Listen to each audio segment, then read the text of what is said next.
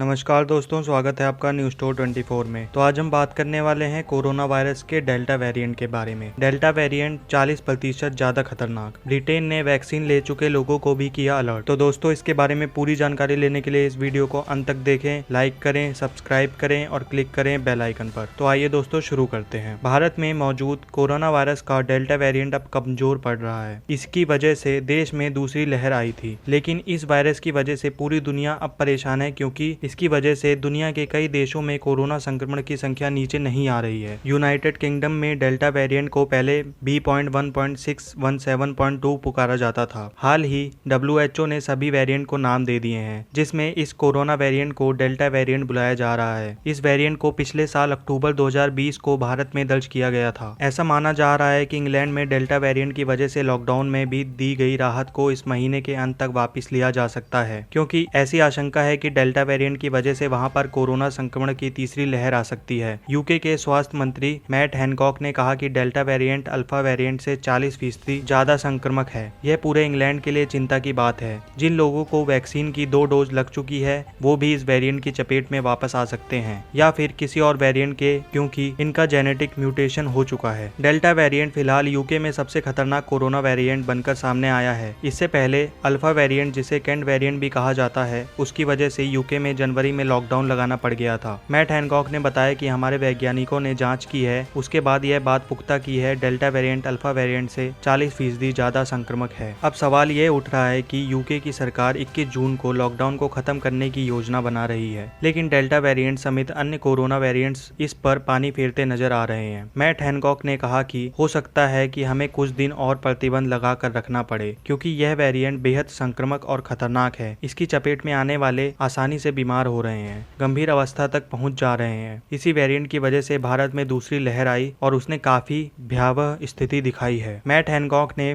BBC को दिए गए एक इंटरव्यू में कहा कि हम एक हफ्ते और निगरानी करेंगे, डेटा एनालिसिस करेंगे। अगर सब कुछ सही दिखेगा तो प्रतिबंधों में कमी लाई जाएगी। अगर डेल्टा वेरिएंट की वजह से संक्रमण में कोई कमी नहीं आई तो लॉकडाउन को आगे बढ़ाया जा सकता है। हैनकॉक ने यह भी कहा कि कोरोना वैक्सीन की 2 डोज लगा चुके लोगों के लिए भी डेल्टा वेरिएंट खतरनाक है। यह उन्हें भी वापस संक्रमित कर सकता है। मैट हैनकॉक ने बताया कि पब्लिक हेल्थ इंग्लैंड ने कैंट और डेल्टा वेरिएंट दोनों पर गहन अध्ययन किया है। इसके बाद हमारे वैज्ञानिकों ने बताया है कि कोरोना वायरस वैक्सीन की दोनों डोज लेने वाले लोगों पर ये दोनों वेरिएंट असर कर सकते हैं। इस मामले में डेल्टा वेरिएंट ज्यादा खतरनाक है, इसलिए वैक्सीन की डोजेज लेने के बाद भी लोगों को कोरोना संबंधित सुरक्षा नियमों का पालन करते रहना होगा। यूके के स्वास्थ्य मंत्री मैट ने बताया कि वैक्सीन की 2 डोज के बाद डेल्टा संक्रमित कर सकता है, लेकिन उसकी क्षमता कम होगी। इसलिए जरूरी है कि अगर कोई वैक्सीनेशन के बाद भी डेल्टा वेरिएंट से संक्रमित होता है तो तुरंत उसे सही इलाज के लिए लाया जाए। यूके ने अब तक 2.70 करोड़ लोगों को कोरोना वैक्सीन की दोनों डोज दे दी है, यानी उनके देश की आबादी 4 करोड़ में आधे से ज्यादा आबादी का वैक्सीनेशन हो चुका है। हैनकॉक ने बताया कि इस समय यूके की सरकार क्लिनिकल सलाह ले रही है ताकि वैक्सीनेशन प्रोग्राम को 12 साल तक के बच्चों के लिए बढ़ाया जा सके, क्योंकि अगर इस उम्र तक बच्चों को वैक्सीनेशन हो जाएगा तो कोरोना वायरस के कई वेरिएंट्स के संक्रमक फैलाव में कमी आ जाएगी। लेकिन यह जरूरी नहीं होगा, इसलिए हमारे वैज्ञानिक हर वेरिएंट का गहन अध्ययन कर रहे हैं, उससे बचने के तरीके खोज रहे हैं। WHO ने 31 मई 2021 को इन वेरिएंट्स के नाम अपनी वेबसाइट पर डाले ताकि इनकी भयावहता के अनुरूप इन्हें बुलाया जा सके। सितंबर 2020 में यूनाइटेड किंगडम में मिले B.1.17 वेरिएंट को विश्व स्वास्थ्य संगठन ने अल्फा का नाम दिया। मई 2020 में दक्षिण अफ्रीका में मिले वेरिएंट B.1.351 को बीटा का लेवल मिला है। नवंबर 2020 में ब्राजील में मिले कोविड-19 वेरिएंट P.1 को गामा बुलाया जाएगा, जबकि भारत में अक्टूबर 2020 में मिले वेरिएंट B.1.617.2 को डेल्टा का नाम दिया गया है। WHO ने इन सभी कोरोना वेरिएंट्स को VOC यानी वेरिएंट्स ऑफ कंसर्न की श्रेणी में रखा है। VOC कोरोना वायरस के वो स्ट्रेन है जिनकी संक्रमता और खतरनाक म्यूटेशन की बहुत सारे लोग बीमार हुए हैं। Clinical disease VOC corona virus के वो स्ट्रेन है जिनकी संक्रमकता और खतरनाक म्यूटेशन की वजह से बहुत सारे लोग बीमार हुए हैं। क्लिनिकल डिजीज प्रेजेंटेशन में बदलाव और वायरुलेंस में लगातार बढ़ोतरी भी इनकी पहचान है। ये ऐसे वायरस हैं जिनसे जांच, वैक्सीन, इलाज के तरीकों, सामाजिक और सार्वजनिक स्वास्थ्य प्रणाली पर काफी असर होता है, यानी इनकी वजह से इन सभी कोरोना रोधी तैयारियों में समस्या आती है। तो दोस्तों, इस वीडियो में दी गई जानकारी अगर आपको पसंद आई हो और भविष्य में ऐसी जानकारी प्राप्त करने के लिए इस वीडियो को ज्यादा से ज्यादा लाइक करें और शेयर करें। धन्यवाद।